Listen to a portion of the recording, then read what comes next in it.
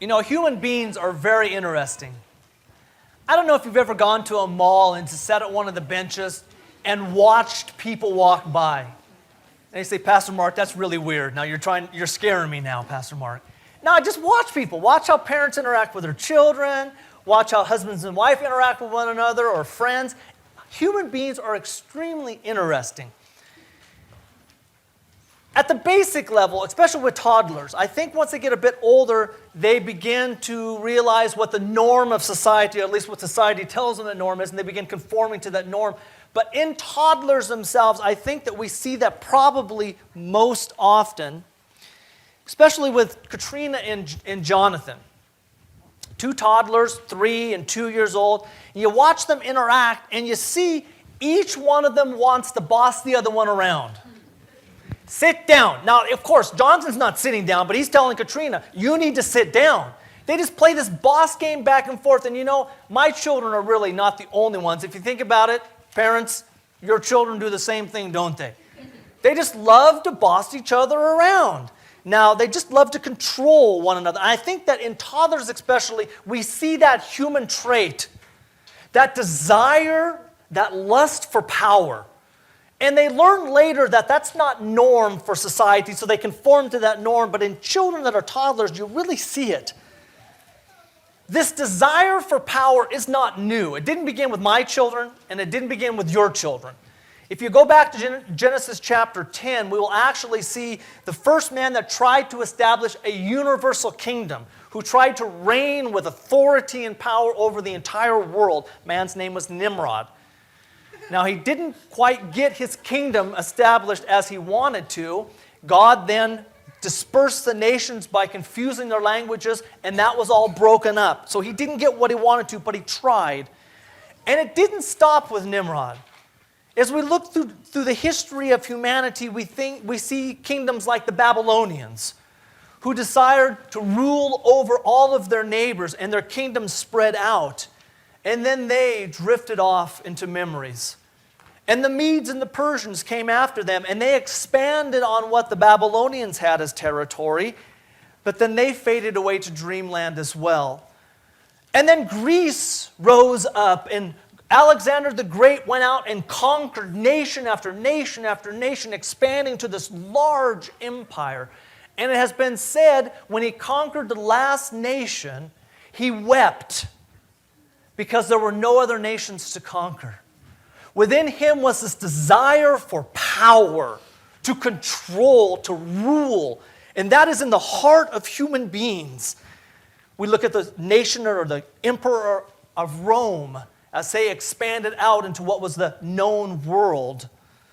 Didn't stop with Rome. We look just in the 19th century with Napoleon. He wanted to control Europe, and his ambition was the entire world.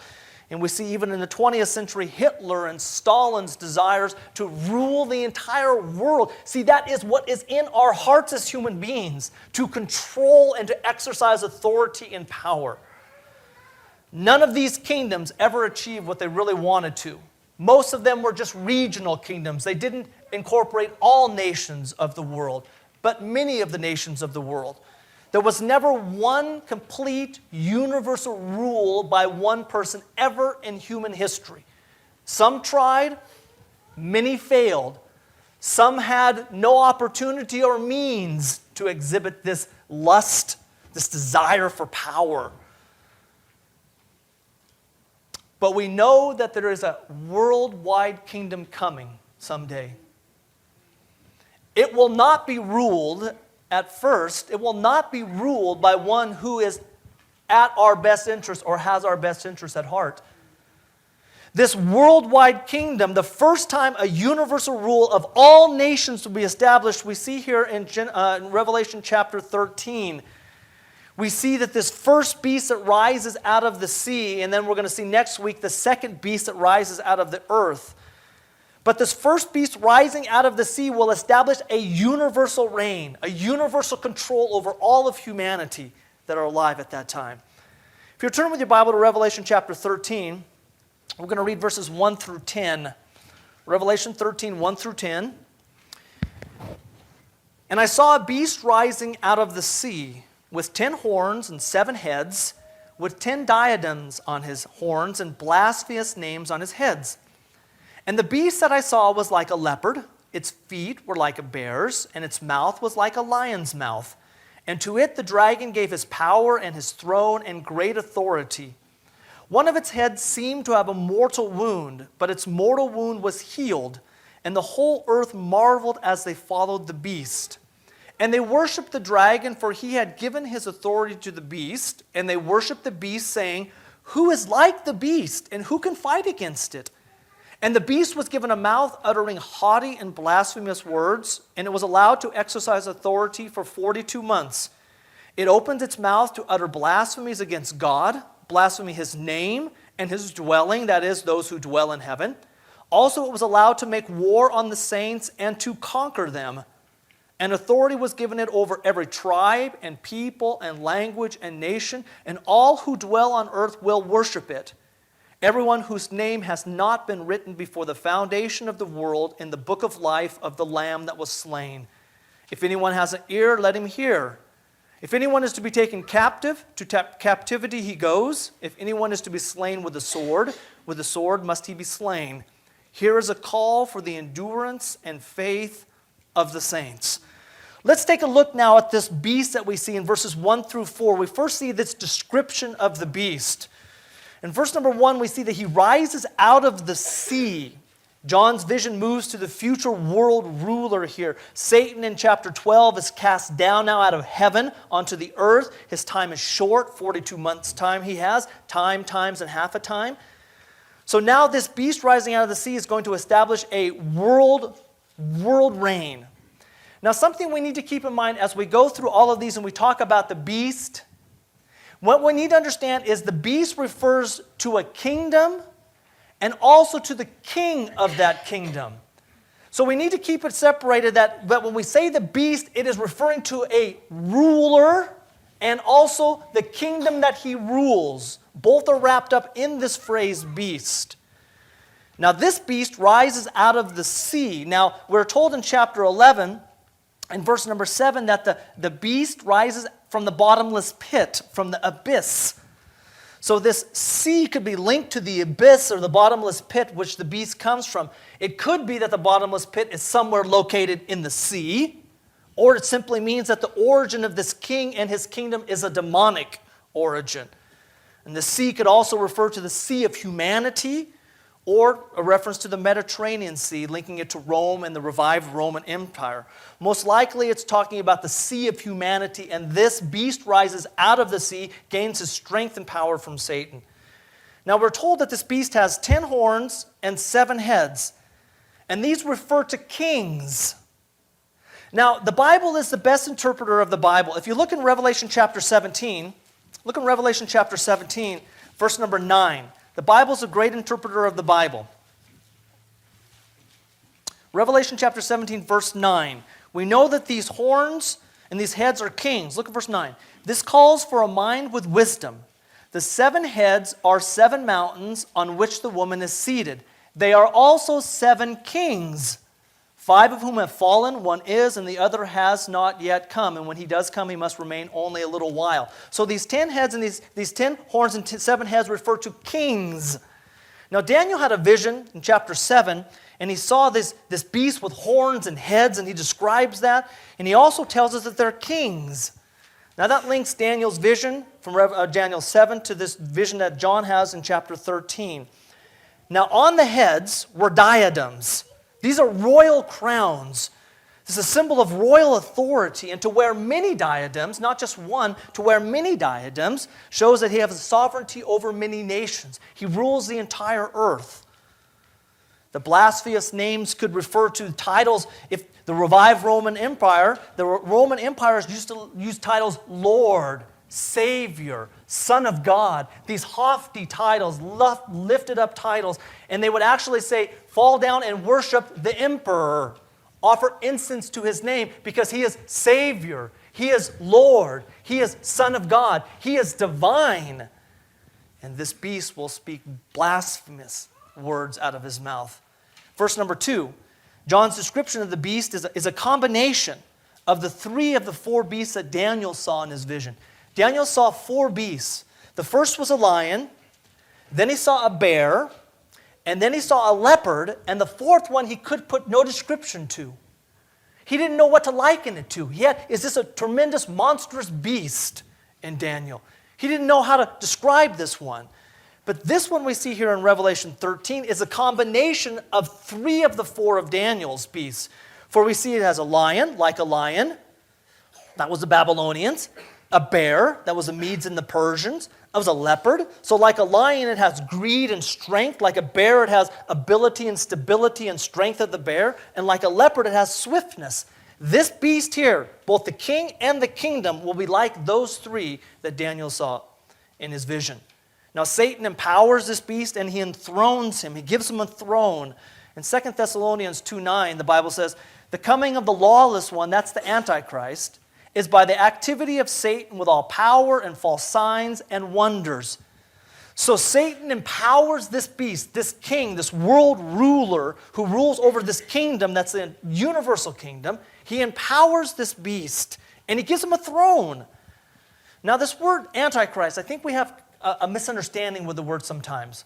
Anti, we think, means against. So we say, okay, it means against Christ. Well, that's true partially. It does mean against Christ. He will say things against Christ. Anything against Christ has a spirit of Antichrist, John tells us. But it means more than that. It means instead of or in place of Christ. So he will say, Jesus Christ, his death on the cross, his resurrection is a lie anyway, the Antichrist will say. You do not need this Jesus who died on the cross. The Savior that you need is me, is what the Antichrist is going to say. Forget Jesus.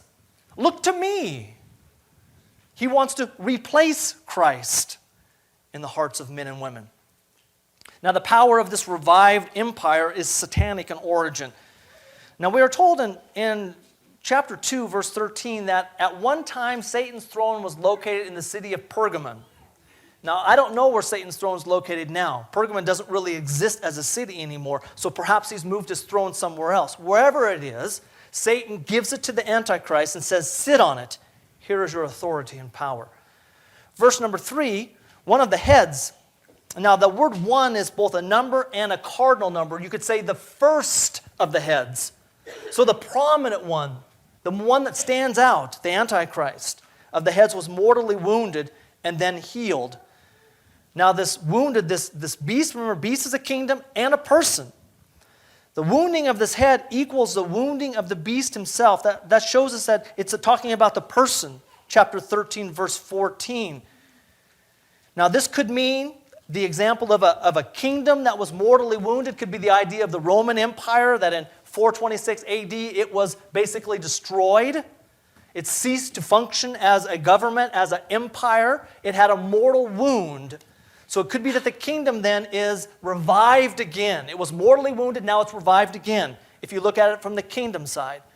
But if you look at it from the person side, this could be that the Antichrist himself, the person, is wounded, and then he himself imitates the resurrection of Jesus Christ. He's mortally wounded, and then he's healed. It causes the whole earth to be in astonishment. Can you believe what happened to the beast? Did you see that? He was wounded, now he's alive. And the whole earth was astonished, and they become disciples and followers. Verse number 4. This amazement led to the worship of Satan. Look. And they worshiped the dragon, for he had given his authority to the beast. And they worshiped the beast, saying, who is like the beast? And who can fight against it? So this amazement leads to satanic worship and the worship of the beast. They are replacing Jesus Christ as the one and true ruler and Savior of mankind. Now this phrase, who is like the beast, we have seen that often in the Old Testament. Who is like Yahweh? Who is like the sovereign God? Who is like the Almighty God? Who is like the Holy One of Israel? We see this phrase often used in the Old Testament, and each time is talking about the supremacy of God. And here now, this Antichrist, people are saying, who is like the beast? Look at him, how supreme he is. And the whole world falls at his feet. They're amazed. They will believe he is God. Now look what he does, verses 5 through 8. That's his description. Look what he does. Verse 5, and the beast was given a mouth uttering haughty and blasphemous words, and it was allowed to exercise authority for 42 months. There's our time, times, and half a time. 3.5 years, 3.5 prophetic years of 360 days, 42 months, 1,260 days. Always we see this over and over again in the book of the Revelation. So he's given authority for a specific limited time of 42 months. What I want you to notice, look in verse number 5. We see the phrase, was given. And in verse number 7, you see, it was allowed. What I want you to understand here is that these passive things, was given, it was allowed, signifying divine permission. Satan has come and he thinks he's actively seeking his will to destroy mankind. In reality, he can do nothing other than what God says he can do. God is still in control. God is still sovereign. Even though it seems that the world is out of control, God still is in control. It was given. It was allowed. God is divinely permitting these things to take place. It's like sometimes our lives seem to be completely out of control. Rest assured, God is still in control. It seems like your life has spinned out of control and things are happening that you cannot understand or put into place. Rest assured, God is still in control. Satan is not in control. He thinks he is, but he's not. And this beast will speak against God and claim that he is God. He has this mentality. It's all about me mentality. Focus your attention on me, world. It's all about me. Now, I don't know if you've ever seen the cartoon Outland. You ever seen the cartoon Outland? It's got people like, or figures like Opus, the penguin, Bill the cat, and the cock. Now, I don't know why someone would write in the cartoon a cockroach. I don't know. But anyway, in this cartoon character is a cockroach. Well, one day, Opus the penguin and Bill the cat and the cockroach were sitting in the swamp and they were just talking. This little boy, Oliver Jones, who's a brainy sort of guy, he's rowing up in a small boat. And as he's rowing up, Oliver cries out, I've spent all week on the calculations. There's no mistake. Galileo was wrong. The world, it revolves around me. He throws his research papers in the air and begins to row off. And as he's rowing off, Opus, the penguin, calls out, boy, are you ever wrong? And then all of a sudden, Bill the cat and the cockroach sit up, and Opus cries out again, you're wrong. It goes around me. And Bill the cat says, no, me. And the cockroach says, me. This all revolves around me. And that's what the Antichrist is going to say. Everything revolves around me. Focus your attention on me. Forget this God who claims to love you, who claims to provide a Savior in Jesus Christ. Where is this God now? Look at his saints. They're dying. Remember, whoever has the power makes all the rules. Whoever has the power controls the flow of information. Whoever has the power can exercise whatever they want. This beast says it's all about me. But, a big but, he is limited in his authority. He's given 42 months. Not 43 months, not 44 months. He's given 42 months. God limits what he can do in this time period. 42 months, and that's it. 1,260 days, not 1,261 days. Although he would like that, God is still in control. Now this 42-month period is the second half of the tribulation period. Jesus calls it the Great Tribulation period. It's the same time that the two witnesses are preaching.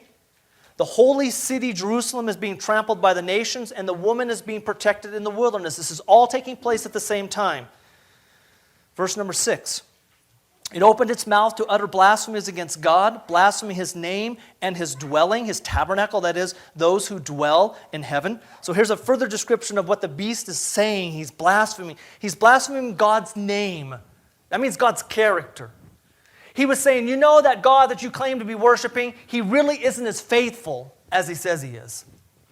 You know that God that you claim to be worshiping, he really doesn't love you like he says he does. Because if he really loved you, you would not be suffering like you're suffering today. If he was really faithful, he'd sweep in and save you from any harm. See, God isn't all he said he is. He's blaspheming God's character. And you know, he does the same thing to us today, doesn't he? Circumstances enter into our life that we don't understand. And all of a sudden, Satan's over here going, you can't trust God anymore. He says he's loving, but look at the suffering that you're going through. He says it's faithful. Why isn't it enduring? Why isn't it stopping? You can't trust God, is what Satan tells you.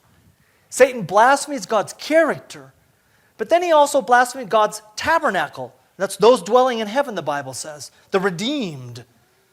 Now, he could be speaking about the believers raptured out before the tribulation period, or be talking about the martyrs during the tribulation period. Whatever the case is, those who dwell in heaven, the redeemed. Verse number 7. Also, it was allowed to make war on the saints and to conquer them. And authority was given over it, over every tribe and people and language and nation. You see, he targets believers for extermination, and he's successful at it. He makes war on the saints, believers in Jesus Christ, and he conquers them. And you can imagine believers in that day, they're questioning, where's God at? And Satan's come along and saying, you can forget God. Look at my God I'm setting up. This Antichrist is a worldwide leader. Verse number 8. And all who dwell on earth will worship it. Everyone whose name has not been written before the foundation of the world in the book of life of the Lamb that was slain. Here, verse number 8, we see something. We see that names were written in the book of life before the creation of the world. Now, I'm not going to get into a thing of election or predestination. We're not going to talk about it like that. Maybe a topic of another sermon. We're not going to talk about that today. We're going to stick with what the Bible says, and it simply is this, that there were names written before the creation of the world in a book that belongs to the Lamb. Now, why God and why God chose to write names in that book, that's not my call, that's God's call. All we know is that there are names written before the foundation of the world in a book that belongs to the Lamb. That's what we know. And the Lamb, it belongs to him because he bought it with his own blood on his death on the cross. Now, I want you to see the desire of God here, verses 9 and 10. Now you'll say, desire of God? I don't get that, Pastor Mark. I think you will. Look at the desire of God here. Verse 9, if anyone has an ear, let him hear. Now this phrase, doesn't that sound familiar? We heard it before in chapters 2 and chapters 3 of the Revelation. And there it goes like this. He who has an ear, let him hear what the Spirit says to the churches. But you notice here it says, if anyone has an ear, let him hear. There's no mention of the Spirit speaking to the churches. Perhaps a further sign that the church is not here. It has already been raptured out prior to the tribulation period. For the Spirit is not speaking through the churches like he did in chapters 2 and chapters 3. Right here, there's no mention of the Spirit and there's no mention of the church. Now verse number 10. If anyone is to be taken captive, to captivity he goes. If anyone is to be slain with the sword must he be slain. Here is a call for the endurance or perseverance and faith of the saints. So here, verse number 10, this reminds us of Jeremiah's answers to the Israelites right before they went into captivity. The Babylonians are building siege works against Jerusalem, wanting to take over Jerusalem. And the people in Jerusalem are saying to Jeremiah, what are we supposed to do? And Jeremiah tells them, go out to the king of Babylon and you'll survive. Now the king of Israel says, that's a bad plan. Surrendering, that's a bad plan. Jeremiah says, if you want to live, go out to the king of Babylon, you'll live. If you stay in this city, you're going to die. So the people in Israel are saying, Jeremiah, what are we supposed to do? Captivity seems looming on the edge right here. What's going to happen to us? And this is what Jeremiah says in chapter 15, verse 2. And you'll see how it sounds familiar, probably a quote taken from him. And when they ask you, where shall we go? You shall say to them, thus says the Lord, those who are for pestilence, to pestilence. Those who are for the sword, to the sword. Those who are for famine, to famine. And those who are for captivity, to captivity. So the answer that Jeremiah gave to the people that day is, God has destined, ordained certain people for certain things. Now you notice that pestilence isn't in this text here today, nor is famine in this text, but captivity and sword are in this text. So what John is saying is if you're living during this time period, some believers will be imprisoned, and some believers will be killed. That's God's will for them. They are not to resist it. If you are to go to captivity, that's what God wants. If you go to the sword, that's what God wants. And we raise our heads and say, I don't understand that, God. Don't you love your children? Don't you want to protect your children? How could you let them go into prison? How could you let them be killed with a sword? Well, God has a bigger picture than we ever will. They are not to resist this. Those who went to the theater, the Roman theater, to the arenas, that were thrown to the lions or were killed by the gladiators, these people who went into the arena did not go in with swords trying to fight their way out. When they went into the arena to be eaten by beasts, they stood in the center of the arena holding hands and singing praises to Jesus and thanking Him that they were called to bear witness with their blood to His reality. They didn't fight back. They didn't resist. They realized that this is what God wanted. Dietrich Bonhoeffer, a German man, he was a pastor. He was imprisoned in 1943 because he spoke out against Hitler, and he didn't like what Hitler was doing in the churches. Hitler was taking over the churches, putting the Nazi flags on altars and things like that. He says, this is not right. So he stood up against Hitler. Well, he was finally imprisoned in 1943. And while he was in prison, on the day that he was delivered for execution, Sunday, April 8th, in 1945, if I'm not mistaken, the war ended in May. So right before the war's end, he's in prison. And on that day, there was an English officer in there in prison with him. And the English officer survived. He wrote these words. This is what he said. Bonhoeffer always seemed to me to spread an atmosphere of happiness and joy over the least incident, and profound gratitude for the mere fact that he was alive. He was one of the very few persons I have ever met for whom God was real and always near. On Sunday, April 8th, 1945, Pastor Bonhoeffer conducted a little service of worship and spoke to us in a way that went to the heart of all of us. He found just the right words to express the spirit of our imprisonment and the thoughts and resolutions it had brought to us. He had hardly ended his prayer when the door opened and two civilians entered. They said, "Prisoner Bonhoeffer, come with us." That had only one meaning for all prisoners: the gallows.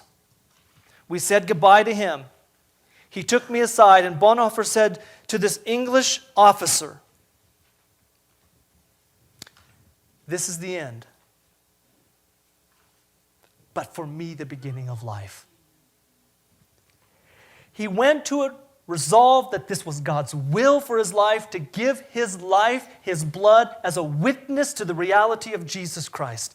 And during this time period, there'll be some who go to captivity. There'll be some who will be slain with a sword. But that is God's will, and they're to give their life as martyrs for the faith. Reality that Jesus lives. Now, the end of verse number 10 is this. Here, this verse number 10, that's so hard for us to understand in 21st century America. Here is a call for the endurance or the perseverance and faith of the saints. The 17th century Puritan said, we need to kiss the rod that afflicts us and not try to escape so we can live a life of ease. We need to embrace it when it comes. They understood this passage. And from understanding this passage, it's a call for you and I today. And the call is this. It calls for a decisive response from you and I today. And the first thing is endurance in suffering. Endurance in suffering. To persevere. Now, I don't think any of us here were restricted from coming today to church. Did anyone stop you on the way and said you're not allowed to go to Medical Aid Community Church today? Has anyone this week been beaten for their faith in Jesus Christ? Does anyone know anyone this week in America that died for giving a testimony in Jesus? I don't either. We don't see it in America, but you see it there. You see it in China. You see it in Northern Africa. We even see it down in Papua New Guinea where we have a missionary, or even in Turkey where we have a missionary. You see suffering there. And the call for us today is endurance in suffering. I don't know if suffering will come to America. I don't know. I don't know. I can't see the future. But if it does, the word for us today is this: endure in suffering. The second thing is faith in the character and promises of God. So it's a call for perseverance and it's a call for faith. The believer will someday be vindicated and receive the divine promises. Right now, in the midst of the suffering, we don't see that as believers. We see the suffering, we see the persecution, we see the martyrdom around us, and we don't understand that the believer will be vindicated someday. Those who ride out of heaven with Jesus, when Jesus being on his white horse, ride out of heaven with his saints down to the earth, we will be vindicated as being on the right side, as believing in the one who is truly God and Savior of mankind. Faith in the character and promises of God. Now, honestly, we're not suffering in America today. We may be at times inconvenienced. Let's see. I've got soccer practice for the children. I've got choir practice for the children. You know, I'm just tired tonight. I don't think I want to go to Bible study. We pack our lives with so many things that church, God, devotion, commitment to Him, it's an inconvenience at times. That's at best at what we suffer in America. But this is not true of our brothers and sisters in other parts of the world today.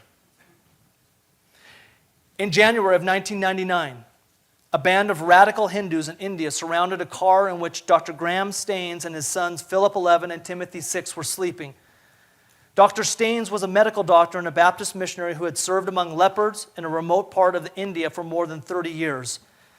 The mob surrounded the vehicle, lit it on fire, and watched the doctor and his sons burn to death.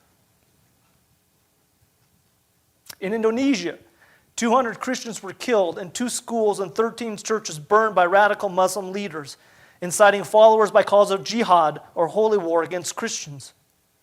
Another 180 Christians were later killed and 300 injured, according to a report from Compress Direct's news services.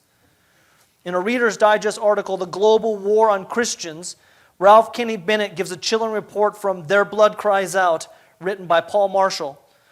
Sudan's Nuba Mountains, says Bennett, where Christians have lived since the 6th century, are now a wasteland of mass graves, destroyed villages and camps filled with starving women and children. Sudan's ruling Islamic National Front has killed 500,000 Nuba Christians, virtually all men in the past decade. In Chechnya, where Russian and radical Islamic rebels are engaged in a fight to the finish, 2 pastors were beheaded and 2 elderly women killed in Grozny Baptist Church. Syndicated columnist Carl Alpert, in an article entitled Christians in the Middle East, an Endangered Species, writes, the steady Christian immigration out of the Palestinian Authority areas is revealing. Christian Arabs have become an endangered species in the PA territory, where harassment is impelling more and more Christians to heed the Muslim warning, we do not want you Christians here. Immigration is always to the west, never into a Muslim country. I don't know how much longer it's going to be till we hear, we do not want you Christians here in America. Look around you. They're taking all semblance of God out of our society, and pretty soon we're going to be blamed for everything that's wrong in this society. We don't want you Christians here anymore. I don't know how long it's going to take or whether you and I will see it in our lifetime. But if we do, there's a word for us today, is endurance and faith in the midst of suffering. At this time, I'd like to show a DVD. Now, parents, there's a couple of graphic pictures that are pretty intense. Other than that, it's okay. But you need to watch this.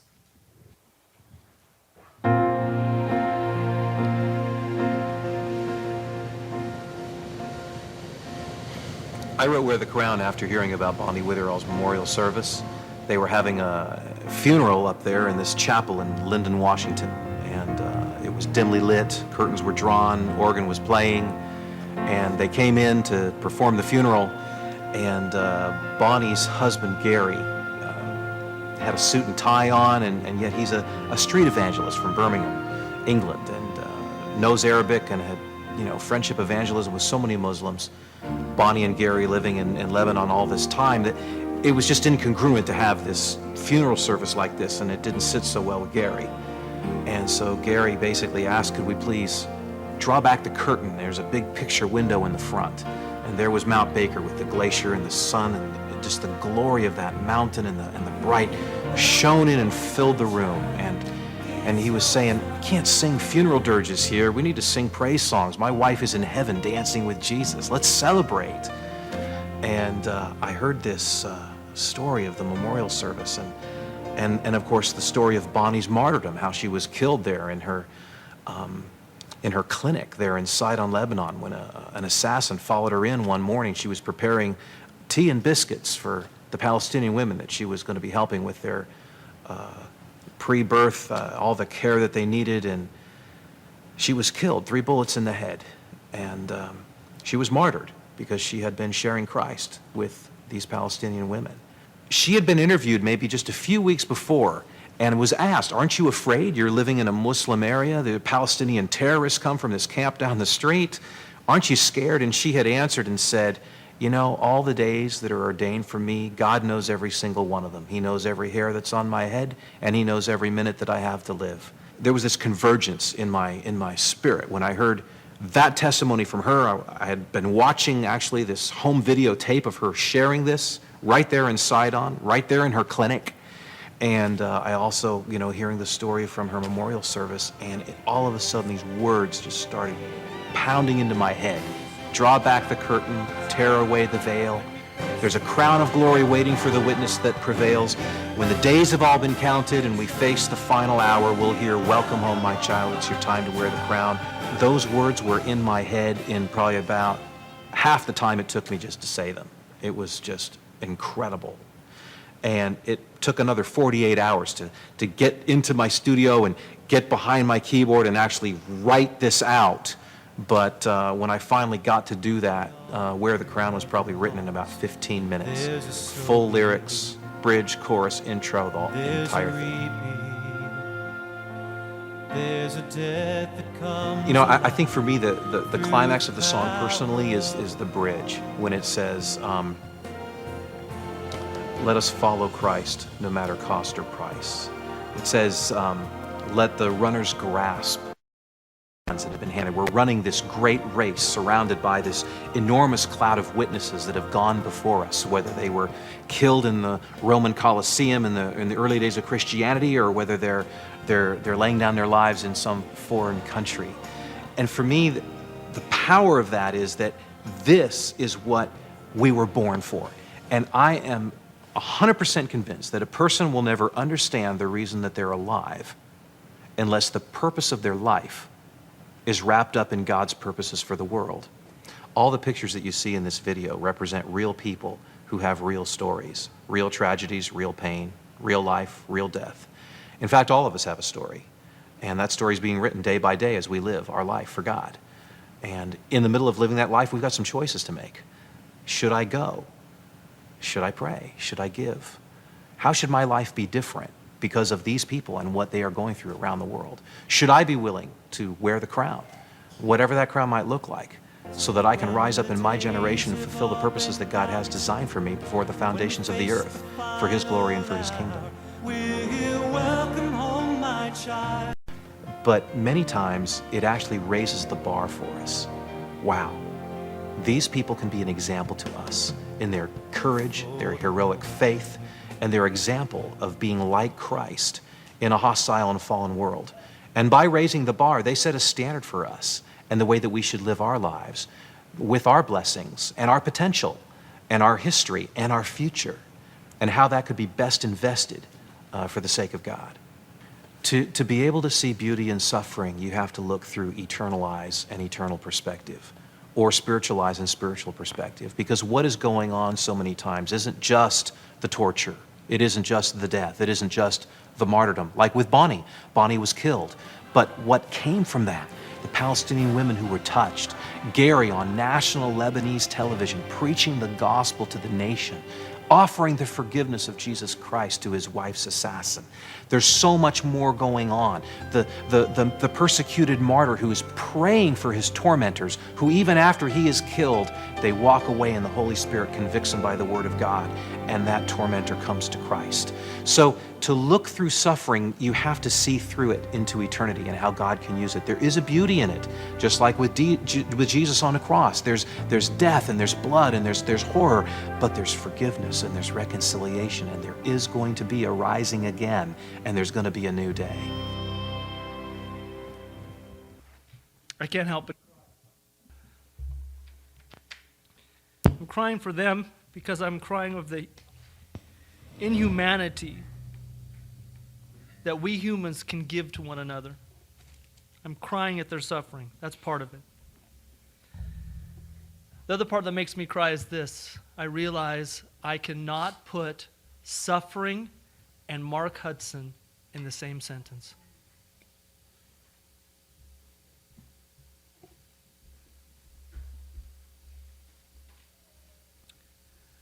And I realize how short I fall with the opportunities given to me to be all that God wants me to be. And I cry for myself. Our response to this today is this. We need to pray for our persecuted brothers and sisters around the world. That's what tonight's all about. But that shouldn't be just today. That should be always. The second way we can respond today is this, with gratitude. We can thank God that we still have the freedom to proclaim the gospel without fear for our lives. There's no soldiers going to bust in that door today and take me off to prison or take you off to prison because we're preaching Jesus Christ. It's not happening right now. And we need to stop and say, thank you, God, that you've given us this opportunity. Nothing is hindering the proclamation of the gospel of Jesus Christ. Gratitude. And the third thing is this. We need to evangelize. We need to take this opportunity that has been given to us and use it to the fullest. For the day may come, saying the name Jesus Christ, you can land in prison or be killed. Right now, it is not. And now we have an opportunity to proclaim Jesus Christ freely and evangelize. You see, we have the means in America. We are very wealthy people. Compared to the rest of the world, we are extremely wealthy people. You may say, my bank account's not like that, but we are wealthy. We have means. And the second thing is, we have opportunity. There's no restrictions today in America to proclaim the gospel of Jesus Christ to my neighbor, to my loved one, to the person I work with, to tell them that Jesus saves and he is the true King and Savior. We have means. And we have opportunity. My question to us this morning is, do we have motive? Do we really care? Do I care that my next door neighbor's going to hell without Jesus Christ? I mean, hey, he's a nice person. Do I care that my family member doesn't know Jesus personally and has salvation? Do I care? That's the motive. We have means and opportunity in America, but I question our motive. Do we really even think about the people around us that need Jesus Christ? Means and opportunity. And I ask this morning, do we corporately have motive to reach our community for Jesus Christ? Let's pray together.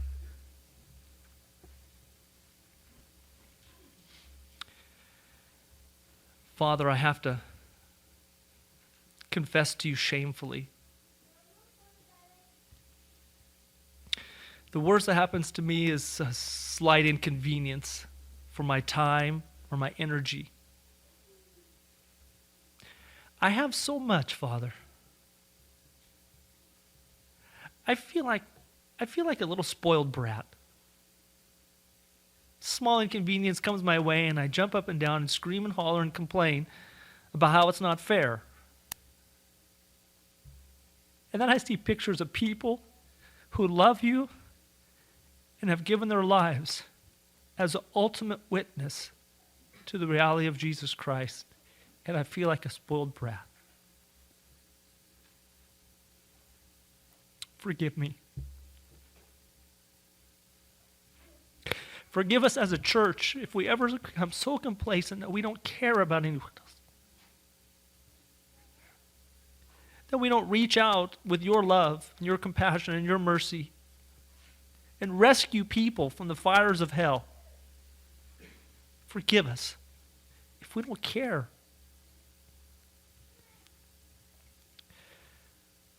Father, I thank you for what I've seen today.